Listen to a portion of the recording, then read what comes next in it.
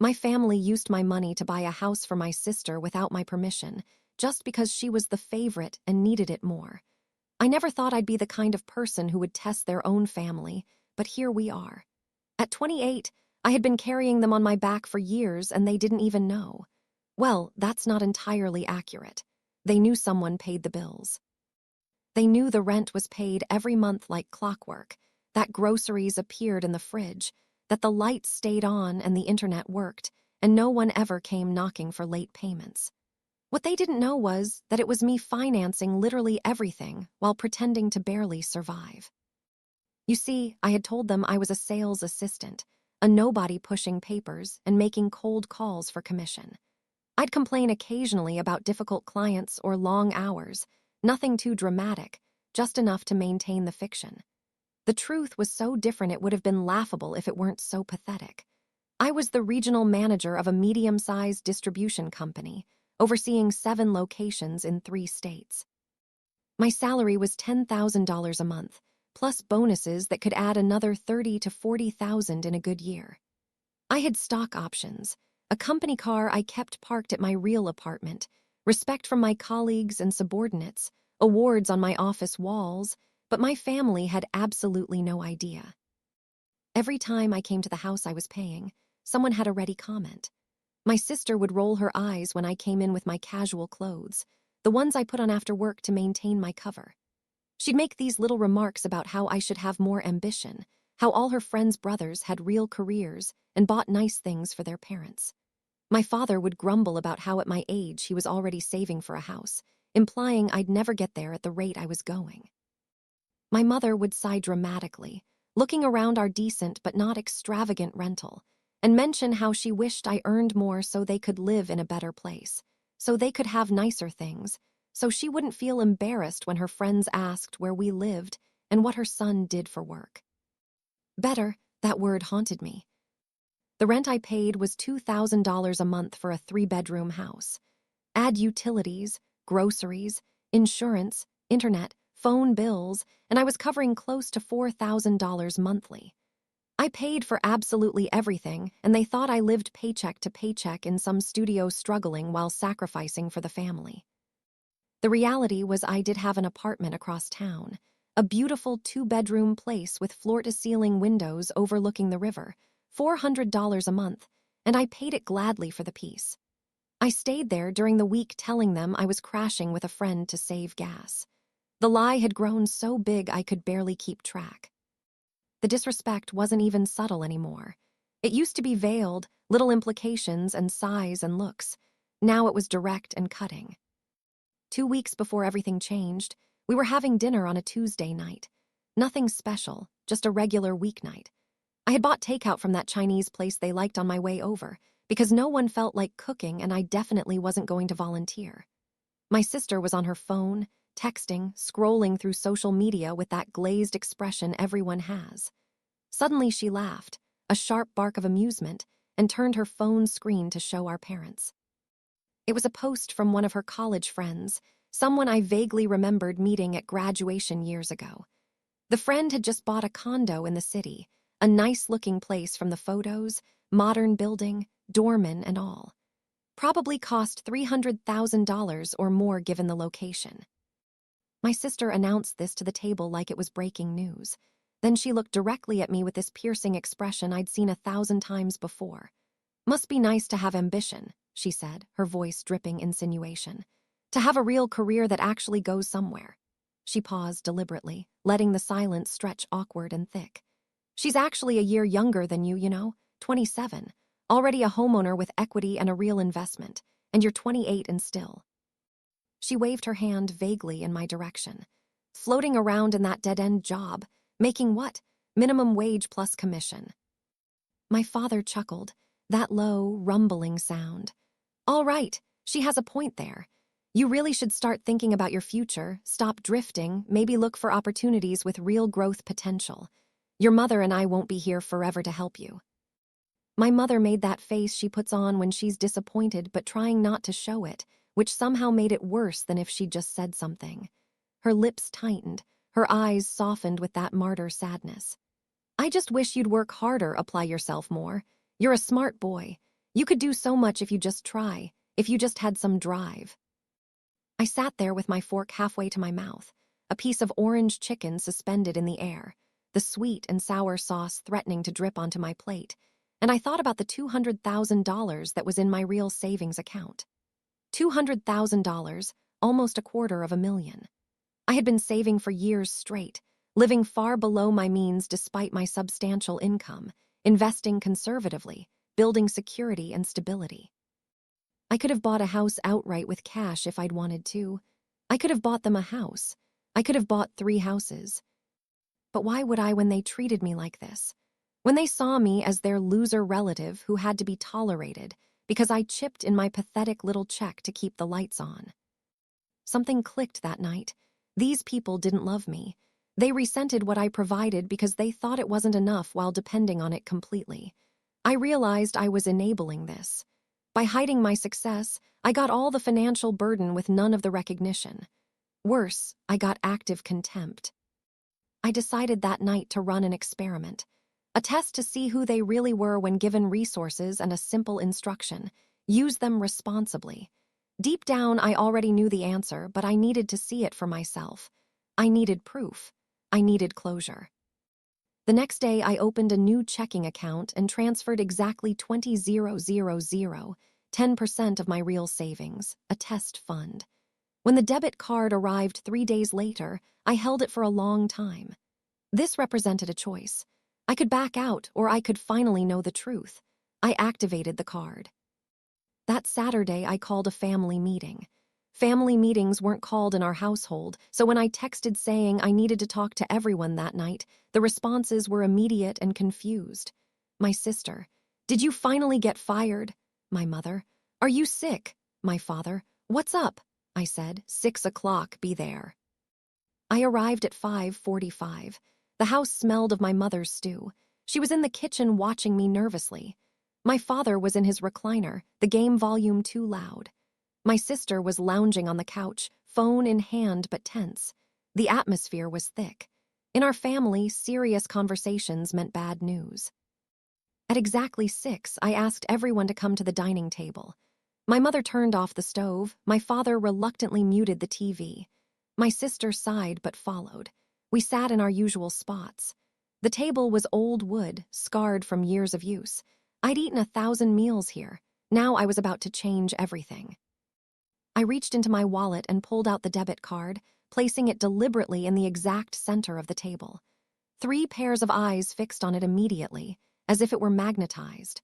My mother reached out slowly and picked it up, turning it over in her hands as if it might be a prank, as if it might disappear if she blinked. She looked at me with pure confusion written on her face. "What is this?"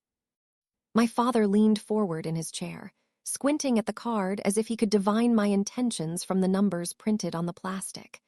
My sister's expression was skeptical, one eyebrow raised in that particular way she had when she thought someone was wasting her time. I took a deep breath and started talking. I told them this card represented all my savings, every dollar I had managed to scrape together over years of hard work. I'd been putting aside what I could for a long time, cutting costs, skipping luxuries, being as responsible as humanly possible. The account this card accessed had $20,000. I let that number hang in the air for a moment, watching them absorb the information. $20,000. To them, it probably seemed like an impossible fortune, more money than they'd seen in one place. To me, it was just 10% of what I really had. But they didn't know that. I continued, explaining that I wanted to give this to the family to help with all our expenses, to make life easier for everyone, to take some pressure off. The rent, the bills, the groceries. All the needs we had to keep the household running smoothly. This card was for the home, for all of us to benefit. All I asked, the only condition I placed on this gift, was that they use it responsibly, only for what we really needed as a family. No extravagances, no wasteful spending, no frivolous purchases, just responsible management of our shared resources. You should have seen their faces transform in that moment. My mother's eyes filled with real tears that began spilling down her cheeks almost immediately. She pressed one hand to her mouth as if holding back a sob, the other hand still clutching the card as if it were precious beyond measure. My father's whole expression changed as if someone had flipped a switch in his brain. His perpetual look of vague disappointment transformed into something that might actually have been pride for the first time in years. He got up from his chair, walked around the table with deliberate steps, and gave me a firm slap on the shoulder with his big hand. His voice was hoarse and thick when he spoke. "I'm proud of you, son, really proud. This is what it means to be a man. Taking care of your family, making sacrifices, putting others first. You're finally showing some real character, some real backbone. This is the kind of thing that makes a father proud." My sister looked genuinely surprised, her mouth slightly agape in disbelief. Then, slowly, like a sunrise, she smiled at me. And I don't think I'd seen her smile at me without sarcasm or mockery in literally years. "You know what? Maybe I judged you too harshly. Maybe you're not so completely useless as I thought. Maybe you do have some sense of responsibility after all. Good for you." They promised me everything I wanted to hear, dissolving into assurances. They swore they would be so careful with the money, so responsible. My mother said she'd keep a record of every transaction, make sure not a single dollar was wasted or spent unnecessarily. My father talked about feeling secure for the first time in years, knowing we had a financial cushion if something went wrong. My sister even volunteered to help manage the budget. She suggested we sit down together monthly and review all the spending to make sure everything was on track. They were so grateful, so appreciative, so full of promises and good intentions and plans about how responsibly they would handle this gift I was giving them. I nodded and smiled and accepted their thanks politely. I stood up and hugged my mother as she came around the table with tears still wet on her cheeks, her arms squeezing me tight. I let my father's heavy hand remain planted on my shoulder, the weight of it familiar and almost comforting. I matched my sister's smile with one of my own, forcing my face into an expression of warmth, and inside, beneath the performance, I felt absolutely nothing. No warmth, no happiness, no relief, no sense of family bonding. Nothing. Just this strange, distant calm. Because deep down, in a place I didn't really want to examine too closely, I already knew exactly how this would end. But I needed to see it. I needed to see it happen in real time. I needed the evidence that would free me. The first 2 months were legitimate. Rent, groceries, utilities, all normal. I started to feel guilty. Maybe I had been too harsh. I was a complete idiot. The third month started fine. Then, during a meeting, my phone vibrated. Withdrawal, $500, ATM near the mall. I stared at the notification. $500 wasn't anything, but maybe they needed cash for something legitimate. I dismissed it and refocused on the meeting, but something uncomfortable settled in my stomach. 2 days later, $800, same area. Then the charges started appearing. Expensive boutique, $287. Trendy restaurant, $192. Another boutique, another restaurant, a $600 withdrawal. Electronics store, concert tickets. The charges were coming faster, as if they'd been testing the waters and found them comfortable. I sat in my apartment one night, scrolling through the transaction history. I could see the exact moment the shift happened. 2 months of responsible spending. Then that first test of $500. When I didn't react, the floodgates opened. Clothes, restaurants, entertainment. My sister went to 2 concerts. They ordered expensive takeout 3 or 4 times a week, designer coffee every morning. My father bought sporting goods. The grocery charges clearly included electronics and luxury items disguised among the food. By the 4th month, the balance had dropped from $20,000 to just over $10,000. I did the math. Necessary expenses should have been maybe $1,500 a month. They had spent an average of $2,500 on top of that, $10,000 in waste. I documented everything. Screenshots, notes, spreadsheets. The evidence was damning, and still I waited. At 4 months, my mother called. Her voice was excited but trying to hide it. They wanted me to come for lunch on Sunday. They had good news, family news. She wouldn't say what. I agreed in a neutral voice. Inside, all the alarms were blaring. Good news from people who had blown through $10,000. This was going to be bad. I arrived Sunday at noon. The house smelled of roast chicken, her special occasion meal. The table was set with the good dishes. My father was wearing slacks instead of sweats. My sister was vibrating with excitement. We sat. They served lunch with unusual ceremony, everyone smiling. 15 minutes of awkward chit-chat before my sister couldn't contain herself. She put her fork down dramatically. I bought a house. I carefully arranged my face into an expression of polite confusion, as if I wasn't sure I'd heard her correctly. What do you mean? How could you afford a down payment on a house? Her excitement didn't dim one bit at my question. She waved her hand dismissively, as if I were being silly.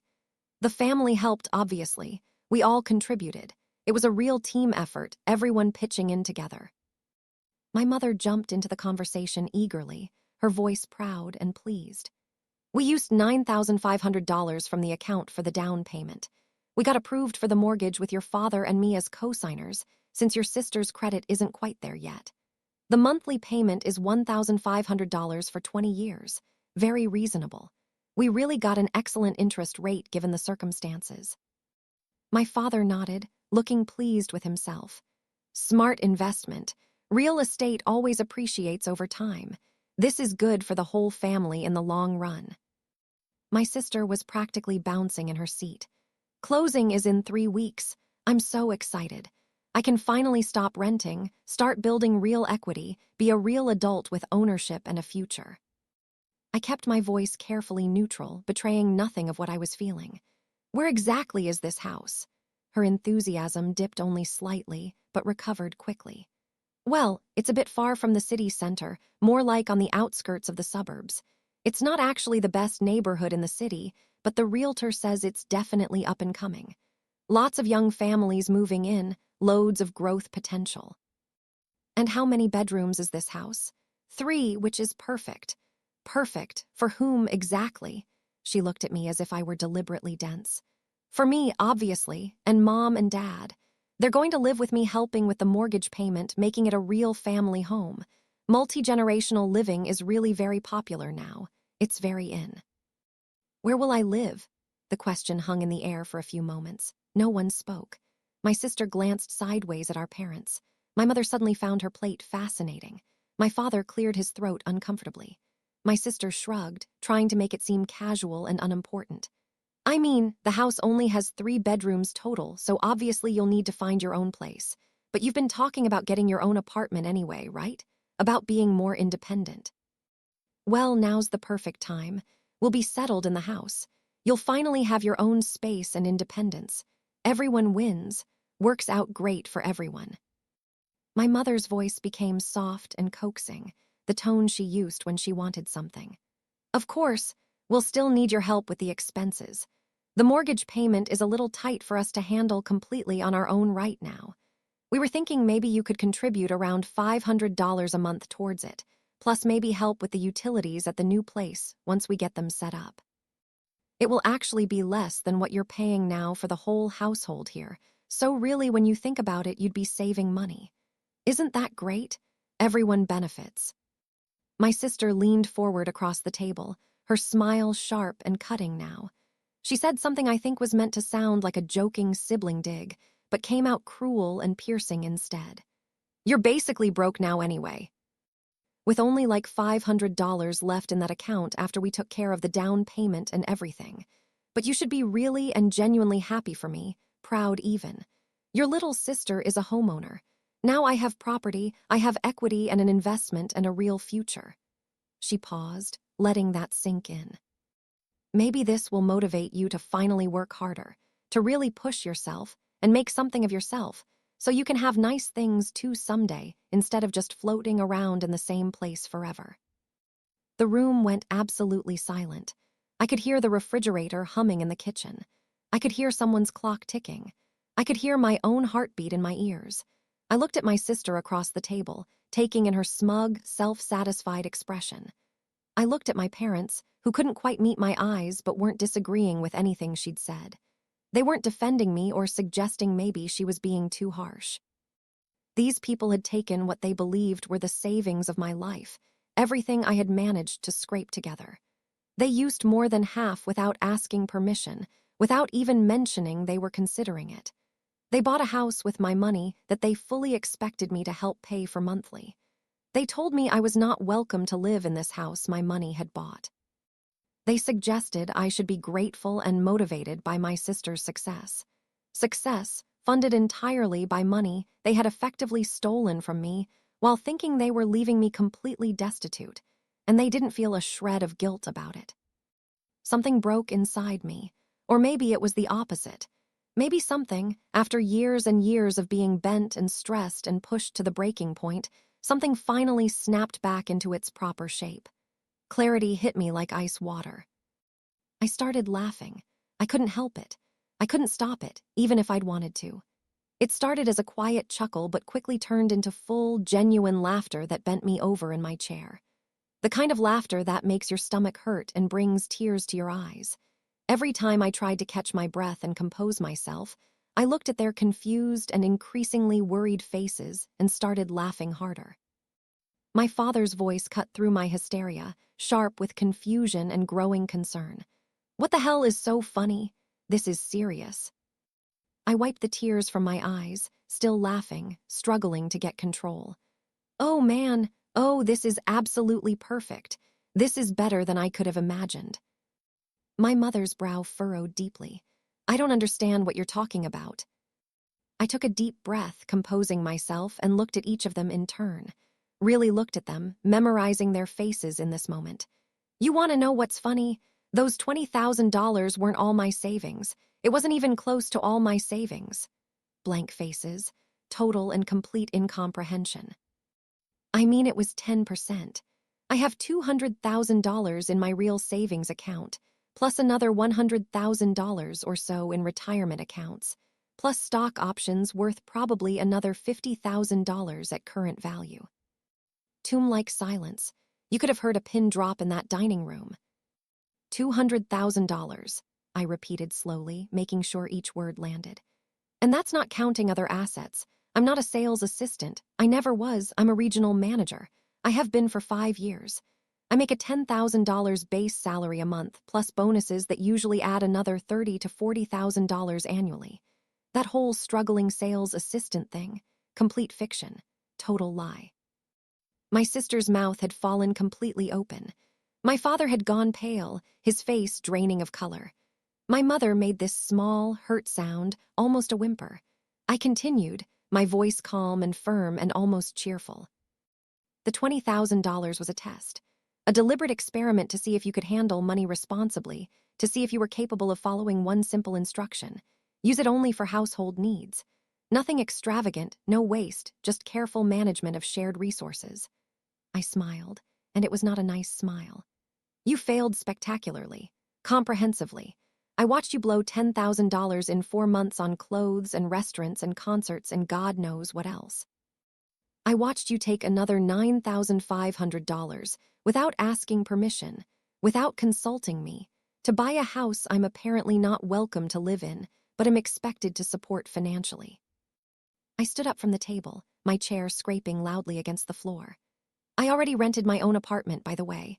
A really nice place, 2 bedrooms, modern building with a gym and doorman, great river view. $400 a month. I already paid first and last month's rent plus the security deposit. I'm moving my stuff there tomorrow. And just to be crystal clear about this, I will not contribute a single dollar to your mortgage. Not now, not ever. I won't help with utilities. I won't help with anything. This arrangement, this whole dynamic is completely over. Finished. The room erupted into chaos. "You can't be serious." My sister's voice cracked, rising an octave. "This is insane. This is cruel. You're being vindictive." My father's face had gone from pale to red, anger flooding in to replace the shock. "We didn't know it was a test. We thought it was family money, shared resources." I laughed again, shorter and sharper this time.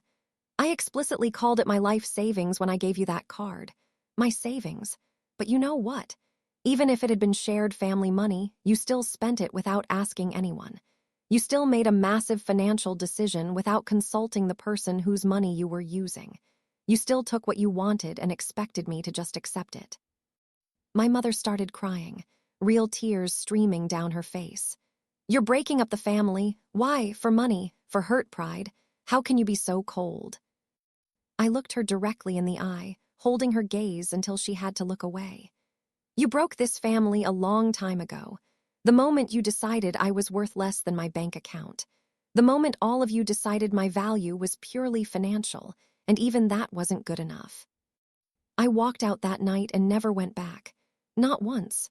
Not even to pick up the last few things I'd left there over the years. I just left and didn't look back. My apartment felt transformed that night. It was no longer a secret hideout, a place I kept hidden from my family. It was totally, completely, and proudly mine. I unpacked the last boxes I'd been storing, the ones with personal items and photos and books I cared about. I set up my guest room as a proper home office instead of just an empty space. I hung pictures on the walls. I arranged the furniture exactly how I wanted. Looking around my space, seeing my choices and my taste and my life reflected in every corner, I felt physically lighter, as if I'd been carrying a weight I didn't fully realize was there until it suddenly vanished. The first 2 weeks after that dinner were blissfully, perfectly quiet. No calls, no texts, no knocks on my door. I let myself believe, probably foolishly, that maybe they really had gotten it, that maybe the shock had been enough to make them realize how badly they'd messed up and they were giving me space to process. Or maybe they were just too ashamed to contact me. Then the third week came and the messages started trickling in. Generic at first, vague and nonspecific. Short texts saying things like, "We can talk and please call me when you get this." No acknowledgement of what they'd actually done, no real apology or taking of responsibility, just these general requests for contact that I deleted without responding. Every single one went straight to my phone's trash. I blocked their main numbers. Then I blocked the new numbers they started texting from when they realized I wasn't responding. The extended family got involved in the fourth week. My uncle called, his voice carefully neutral and diplomatic. He'd heard there was some kind of disagreement, maybe a misunderstanding between us. Family fights happened. He understood that, but surely we could all sit down together like adults and work this out, discuss whatever the problem was, and find a solution that worked for everyone. I explained the whole situation to him calmly, without emotion or exaggeration. I just laid out the facts in order. The test, the spending, the house purchase, the fraud of using my money without permission, the expectation that I'd continue funding them while being excluded and mocked. He was quiet for a long time after I finished. I could hear him breathing on the other end of the line, processing. "That's," he said finally, choosing his words carefully. "That's pretty bad. I admit that's worse than I thought when your mother called me. But still, family is family. Blood is thicker than water. Surely there's some way to get past this." "There isn't," I said. "They simply showed me who they are. I believe them." He tried to argue. He tried to convince me everyone deserved second chances, that holding onto a grudge hurt me in the long run. I listened politely and then told him I had to go. He didn't call back.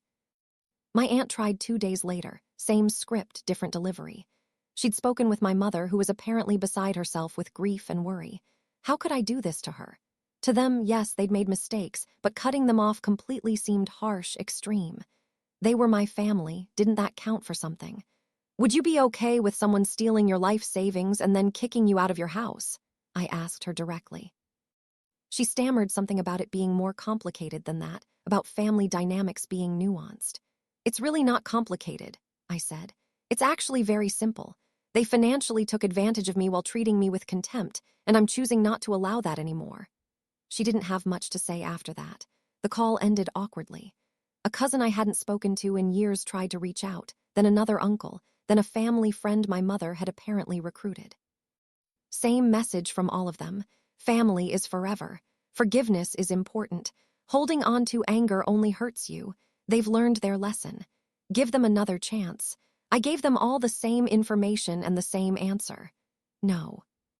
2 months after I walked out of that house, they escalated their approach dramatically. It was a Thursday night, getting late, probably around 11. I was getting ready for bed. I had just finished my nighttime routine and was about to turn off the lights when I heard loud, insistent banging on my apartment door. Not knocking, banging. The kind of noise that echoes and makes your neighbors peek out their doors. Then voices. My mother's voice, high and broken with emotion, calling my name through the door. My sister sobbing, these big, dramatic sobs that sounded almost theatrical. My father's deeper voice rumbling, demanding I open the door immediately. "We just want to talk, please, just 5 minutes of your time. We're family, you can't do this to us.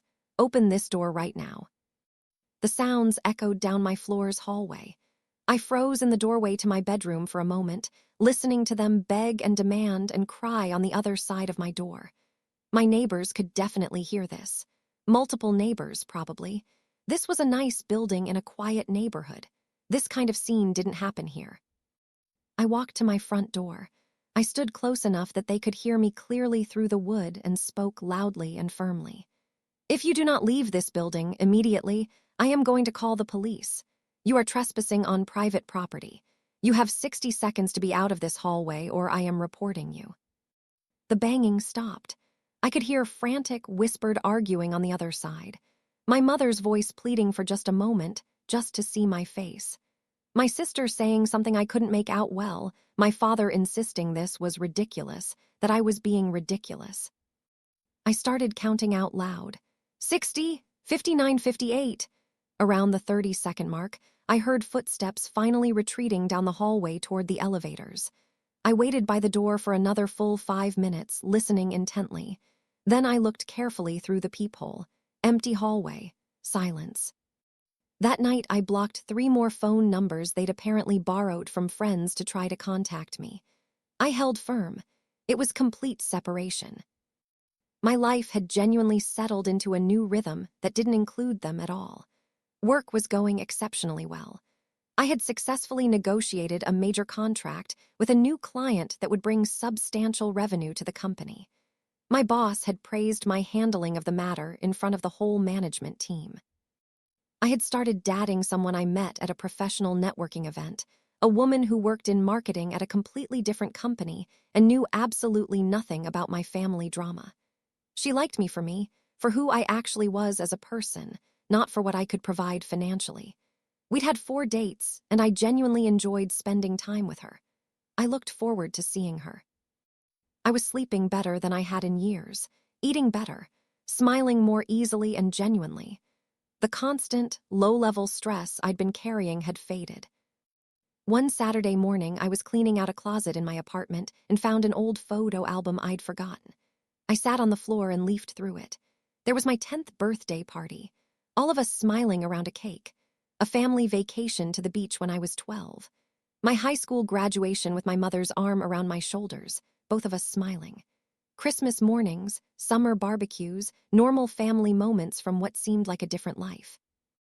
I sat there for almost an hour looking at those photos, feeling something heavy settle in my chest. These people in the photos looked happy. They looked like they cared about each other. When had it changed? Or had I just been too young to see the cracks back then? My phone was in my hand before I realized I'd picked it up. I had my mother's old number on the screen, my thumb hovering over the call button. Maybe I could help them just a little. Not take them back, but maybe send some money anonymously, help them avoid the worst.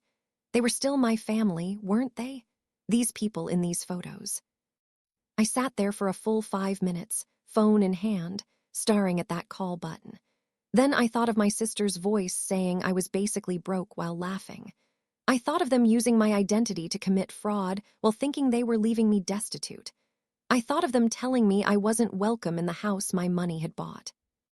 I put the phone down. I closed the photo album. I put it back in the closet. Those people in the photos might have cared about me once, or maybe I was just too naive to see the truth. Either way, they'd made their choices. I'd made mine.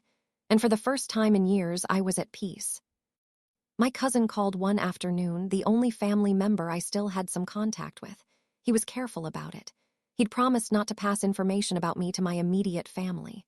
"They're in serious financial trouble," he said.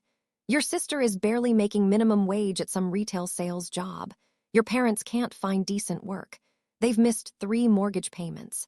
The bank has started formal foreclosure proceedings. It doesn't look good." "Thanks for letting me know," I said quietly. "You're really not going to help them at all." "No, they made their choices. These are the consequences." He sighed, figured take care. He didn't call again after that. 2 more weeks passed. I was doing my regular grocery shopping on a Thursday night. My usual routine. Nothing special, just restocking for the week. I had a cart. I had a list on my phone. I was methodically working my way through the aisles. I was standing in the coffee section, comparing prices between my regular brand and a new organic option that was on sale, when I saw her. My sister, working register 7. She was wearing a bright yellow polyester vest with the store's logo, the kind that looked uncomfortable and cheap. The vest was wrinkled as if it had been balled up in an employee locker between shifts. Her hair was pulled up in a hasty ponytail, with strands escaping around her face, dark purple circles under her eyes that makeup couldn't quite hide. She looked genuinely exhausted in a way that went bone deep. I stood there for a moment, partially hidden by the end cap display, just watching her. She was scanning items mechanically, not really looking at the customers, not making chit-chat, just going through the motions like a robot, her movements automatic and lifeless. I could have left. I could have abandoned my half-full cart and walked out, gone to a completely different store, avoided this encounter entirely. But I didn't. Maybe I wanted to see it up close. I needed to witness the reality of the consequences. Or maybe I was just stubborn and refused to alter my routine for their comfort. I finished gathering the rest of my items, checked my list twice, and got in line. Register 7, her register. There were only 2 people in front of me in line. She looked up as I approached with my cart, and our eyes met. I saw recognition crash into her like a wave. I saw her whole face change. Her hands froze mid-scan, a can of soup suspended in the air. The customer in front of me turned to see what had caused the delay, confusion on their face. My sister's eyes filled with tears instantly, as if someone had flipped a switch. Her hands began to shake visibly, trembling so much I could see it from several feet away. She tried to continue scanning the customer's items, but she was clumsy, almost dropping things. The can of soup she'd been holding slipped and she barely caught it. The customer looked genuinely concerned and asked if she was okay. She nodded without speaking, not trusting her voice, and somehow managed to finish the transaction. The customer took their bags and left with a worried look back. I stepped up to the register and began placing my items on the conveyor belt one by one, deliberately taking my time. My sister reached for the first item with trembling hands, a jar of pasta sauce. She scanned it once. The machine didn't beep. She scanned it again. Nothing. Her hands were shaking too much. Third try, and it finally registered with a chirp. Tears were running down her face now, running her mascara, dripping off her chin. She didn't wipe them, just kept trying to scan my items, her whole body shaking. She managed to get through maybe half of my groceries before her hands trembled too much to function. She just stood there behind the register crying silently, looking at me with this raw, desperate expression that was begging for something. Forgiveness, maybe, or mercy, or just acknowledgement. I took out my debit card, reached over the scanner, and finished ringing up my own groceries myself. I scanned each remaining item, bagged them efficiently. The transaction completed with a final beep. I took my bags, one in each hand, and turned to leave. "Please," she whispered, so low I almost didn't hear it. Her voice was shattered, destroyed. "Please." I walked out without responding, without even looking back. I got to my car in the parking lot, loaded my groceries carefully into the trunk, returned my cart to the corral, and drove home. My hands were perfectly steady on the wheel. My breathing was normal and even. I felt calm. In the months that followed, I tracked their situation through careful observation. My cousin had stopped calling, but there was social media. They weren't careful with their privacy settings. I could see enough to piece together the trajectory. The foreclosure was completed in early October. The bank auctioned the house to recover their losses. The final sale barely covered what was owed on the mortgage. It certainly didn't leave them any profit or return on that down payment they'd stolen from me. They had been evicted from their original rental house months before, when they could no longer make those payments, having already burned through my money, and then unsuccessfully trying to juggle 2 housing payments on wholly inadequate income. They ended up in a cheap apartment in one of the worst parts of town, from what I could deduce from posted photos and comments. It was a single room or maybe a studio, $400 a month, which was apparently all they could scrape together. the three of them crammed into that tiny space. My sister was working double shifts at the grocery store whenever management would allow, getting home after midnight and leaving again before dawn. My father had found work doing maintenance and janitorial services at a budget hotel chain, cleaning floors and fixing toilets for $12 an hour. My mother had apparently swallowed her considerable pride enough to clean houses for cash under the table, doing the kind of work she would have mocked years ago. They had gone from a comfortable, supported middle-class life, being fully bankrolled without having to think about money, to desperate, paycheck-to-paycheck poverty in less than 6 months. The decline was comprehensive and brutal. Then in December, an official letter arrived at my apartment.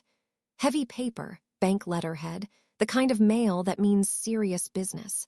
I opened it standing in my kitchen, my morning coffee forgotten on the counter growing cold. The header said, "Mortgage Fraud Investigation," in bold letters. I read the letter completely carefully, then read it again to make sure I understood. During their routine post-foreclosure analysis and audit, the bank had discovered serious irregularities in the mortgage application for my sister's house. Specifically, my personal information had been used to verify income and establish creditworthiness for the loan. My salary figures, my credit score, my employment history and verification, all forged and submitted without my knowledge or permission. They had committed actual mortgage fraud, a federal crime, using my identity to secure a loan they couldn't afford on their own. The bank had reported this to the appropriate law enforcement authorities, as required by law. There were pending criminal charges against all parties involved in the application, and because my information and identity had been used without my knowledge or consent, I needed to come in and provide a formal statement. I might be required to testify if it went to trial. I read that letter 3 times. Standing there in my kitchen with the December sunlight coming through my windows, my hands didn't shake even a little. My heart rate stayed steady and calm. I just felt this strange sense of inevitability, as if I'd known all along on some level that it would eventually come to something exactly like this. They hadn't just been irresponsible with money. They hadn't just been disrespectful and exploitative. They had committed actual crimes, fraud, identity theft. And they'd done it while thinking they were leaving me completely destitute, apparently without a single second thought about the consequences for me or any guilt for what they were doing. I called the number printed at the bottom of the letter and scheduled an appointment to give my statement at the bank's legal department. The representative I spoke to was professional and appropriately sympathetic. "This must be very difficult," she said carefully, "dealing with family members who had violated your trust so severely and broken laws in the process." I agreed politely that yes, it certainly was challenging. I was in the middle of a major quarterly review presentation when it all came to a head. Conference room on the executive floor, big table, a lot of important people. My boss, his boss who was the regional VP, the CFO, various department heads. I was presenting our year-over-year sales figures, showing a really impressive 14% growth across all my territories. I had slides, detailed charts, breakdowns of which specific strategies had driven the growth and why. Professional, polished, the kind of presentation that gets you noticed for a promotion. I was maybe 20 minutes into what was supposed to be a 45-minute presentation, right in the middle of explaining our improvements in client retention, when there was a knock on the heavy conference room door. Unusual. We weren't supposed to be disturbed during these executive meetings unless it was genuinely urgent. My assistant opened the door and her face was pale, really pale. She looked at me with this expression of apology, near panic, and mouthed, "I am so sorry," before speaking in a low voice. "There are some people in the main lobby claiming to be your family. They're causing quite a disturbance. Security called me and asked if you could come deal with it. Please." The conference room went completely silent. Every person at that table turned to look at me. My boss raised his eyebrows in a tacit question. I apologized professionally for the interruption, excused myself, and followed my assistant to the elevator. As soon as the doors closed and we were alone, she started explaining quickly. "They arrived about 20 minutes ago and tried to come straight up to your floor. Security stopped them at the desk because they weren't on the visitor list, so they started, making a scene. demanding to see you, saying it was a family emergency. Security tried to get them to leave, but they refused and they've just been getting louder and more disruptive. I'm really sorry. I didn't know what else to do. It's okay, I told her calmly. You did the right thing, I'll handle it. The lobby of our corporate building used to be pristine and professional. All glass and polished marble and expensive modern furniture, deliberately designed to impress clients and visitors with our success and stability. At this moment, it had 3 people in it who looked like they'd been living on the street. Because they had been. They stood out like stains on a white carpet. My mother's clothes hung off her body too loosely, as if she'd lost significant weight she couldn't afford to lose. Her hair had gone mostly gray and was unkempt, pulled back messily. My father's face had new deep lines carved into it, his clothes worn and visibly fraying at the cuffs and collar. My sister looked the worst of the 3, pale, too thin, her eyes hollow, and haunted in a way that spoke of exhaustion and malnutrition and desperation. Several of my colleagues were in the lobby pretending to be focused on their phones or their conversations, but very obviously watching. A couple of clients, 2 well-dressed people waiting for scheduled meetings. Security had positioned themselves strategically nearby, but weren't actively intervening yet, clearly hoping I could resolve this without them having to physically remove anyone. They saw me step off the bank of elevators and rush toward me like I was a life raft in choppy seas. My mother reached me first, her hand shooting out to grab the sleeve of my suit jacket, her fingers clutching the fabric. Please, we need to talk to you just for a few minutes, please. The words spilled out of her mouth in a torrent, desperate and frantic. We're so sorry, so incredibly, genuinely remorseful. We made terrible mistakes. We were stupid and greedy and thoughtless, and we know that now. We understand. Please, can we just talk? Just let us explain, let us apologize properly. My father was slightly behind her, looking at the polished marble floor, his whole body language screaming discomfort. His pride was clearly at war with the need for this public begging session. My sister was crying openly, tears streaming down her face without control. I'm sorry, she kept saying over and over like a scratched record. I'm so sorry. Please listen to us. Please, we need you. I stood there, hyper-aware of my audience, my professional colleagues watching this unfold, clients witnessing this messy family drama, security staff ready to step in. This was my professional environment, my carefully maintained reputation and image. And here was my family creating a spectacle that would be gossiped about for weeks. I kept my voice calm and level. What do you want from me specifically right now? My mother stammered, struggling to find words. My father muttered something about needing to work things out as a family. My sister wiped her teary eyes and said they'd learned their lesson, they just needed one more chance. What do you want from me specifically? I repeated with emphasis. From me, right now. Sham clear. The truth finally came spilling out in a desperate torrent. They wanted to move into my apartment with me. My mother explained frantically, the words tumbling over each other, that I had 2 whole bedrooms, which was plenty of space for everyone. They were currently living in absolutely horrible conditions, just 1 room for the 3 of them. The building had a serious roach infestation the management refused to address. The neighbors were legitimately dangerous, drug dealers and worse. They couldn't live like that anymore. They simply couldn't.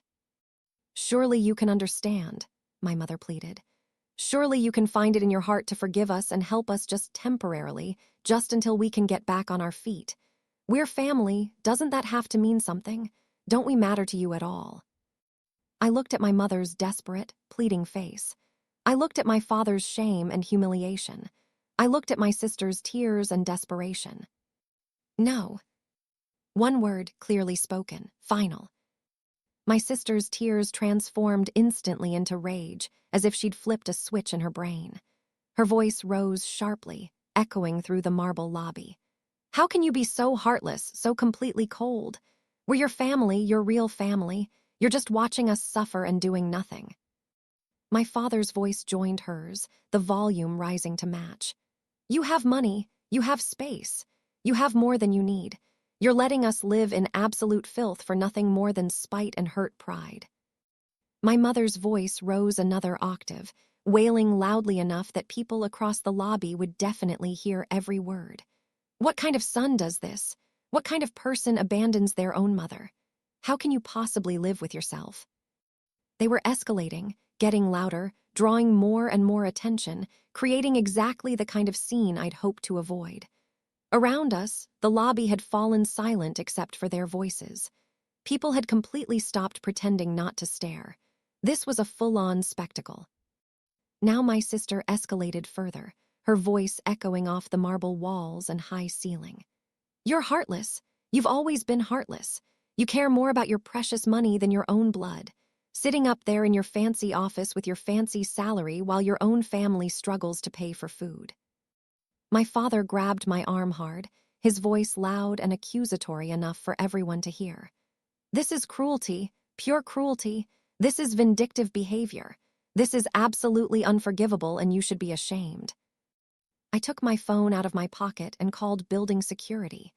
My voice was deliberately level and professional, as if I were handling a routine business matter, which, in a way, I was, managing a problem disrupting business operations. I need these people removed from the building immediately. They are trespassing on private property and harassing employees.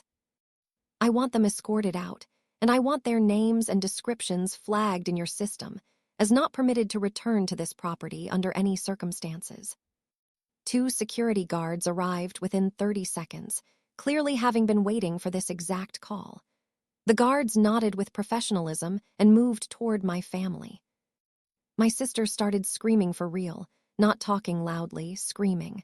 You can't do this. You can't just throw us out like trash. We're your family. A guard approached my father to guide him toward the exit. My father yanked his arm back violently, and one of the guards immediately stepped completely between us, blocking any possible physical contact. My mother continued with her loud, theatrical sobs, turning to address anyone in the lobby who would listen, making her appeal to the court of public opinion. Please, someone, help us understand how a son can be so cruel to his own mother. How can he have so much and give us nothing, please? The security guards escorted them toward the exit doors with firm professionalism, hands on arms, physically moving them. Their voices echoed through the lobby the whole way, bouncing off the hard surfaces. My sister still screaming accusations. My father shouting about what a terrible person I was. My mother sobbing and wailing about her heartless, ungrateful son.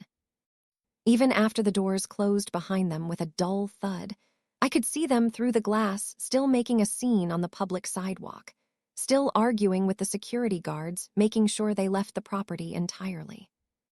I stood there in the lobby for a long moment, hyper-aware of the heavy silence and all the eyes on me, the looks from colleagues and clients and security staff. Everyone had witnessed that entire horrible scene.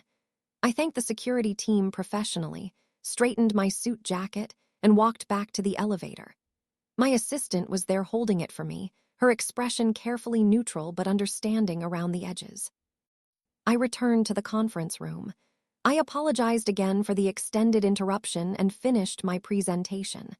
My numbers were still excellent, my strategies were still solid and effective. Business continued. After the meeting ended and everyone else had left, my boss asked me to stay a moment. He waited until the conference room was completely empty and the door was fully closed before speaking. Are you okay? Is there anything the company needs to be aware of here? Any security concerns we should know about? I gave him the condensed version. Years of financial abuse and exploitation. Identity theft for mortgage fraud with criminal charges now pending. Total refusal to accept boundaries or take responsibility. Escalating harassment despite clear communication that the relationship was over. He listened without interrupting, his expression thoughtful and increasingly serious. When I finished speaking, he was quiet for a long moment, clearly processing. Setting boundaries is necessary, he said finally, carefully, even with family. Especially with family sometimes, particularly when they've broken laws and violated your trust so fundamentally. He paused, seeming to consider his next words. I have a brother I haven't spoken to in over 10 years because of some similar issues, not identical, but similar enough to understand. Sometimes the healthiest choice, the only real choice, is to cut people out. It's not cruelty, it's self-preservation. I thanked him sincerely for understanding. He nodded, gave me a brief, awkward but genuine pat on the shoulder in a gesture of support, and we both got back to work. The next few days, several colleagues who had witnessed the lobby scene went noticeably out of their way to be understanding without being intrusive or curious. Nods of complicity when we passed in the hallways, brief touches on the shoulder, casual lunch invitations that felt like solidarity rather than pity or curiosity. My assistant started bringing me coffee every morning made exactly how I liked it, and never once asked questions about what had happened. In a strange, unexpected way, the whole horrible incident had actually increased my standing and reputation in the office. I had handled an extremely difficult personal situation with clear boundaries and absolute professionalism. I hadn't gotten emotional or defensive. I had dealt with the problem efficiently and immediately returned to work. People respected that. That weekend, alone in my quiet apartment, I found myself thinking about the road not taken, the choice I could have made but didn't. I could have helped them financially. It would have been easy, relatively speaking. I had more than enough resources. I could have paid the mortgage off before it went into foreclosure. I could have set them up in a decent, safe apartment. I could have given them enough money to stabilize their situation and recover. It would have barely made a dent in my accounts. But that would have just restarted the whole toxic cycle. No, they wouldn't have learned a single thing, except that I was a bottomless well they could draw from whenever they wanted, that there were no real consequences for their actions. The disrespect would have continued, probably would have actually worsened, since they'd know for sure I could afford to give them more. The fraud might have been repeated, since there were no significant consequences the first time. I would have spent the rest of my life being an ATM with a heartbeat, funding people who saw me as inferior and disposable, even while they took everything I had to give. The fraud charges moved forward. My cousin called one last time with an update. They'd probably face probation and fines rather than jail time, community service, restitution, criminal records. Their lawyer had asked if I would speak on their behalf at sentencing. I refused. Speaking for them would be betraying myself. The holidays came. Thanksgiving with my girlfriend's family, Christmas with work friends, New Year's alone with a good book. For the first time in years, no obligation, no guilt, just peace. My apartment remained quiet. I decorated as I wanted, bought nice furniture, cooked elaborate meals. The tension I'd carried for years slowly unwound. I still saw occasional updates. They were surviving, all three working multiple jobs. They had moved to a slightly better apartment after several months. My sister finally got her own studio. My parents downsized to one room. They were learning to live within their means. Several months later, my girlfriend moved in. We started talking about buying a house together. My career continued to prosper. I was promoted to senior regional manager. I had genuine friends who valued me as a person, colleagues who respected my work and skills, a partner who loved me for exactly who I was. I had peace. Real, genuine peace. I am not a bank. I am not a resource to be exploited.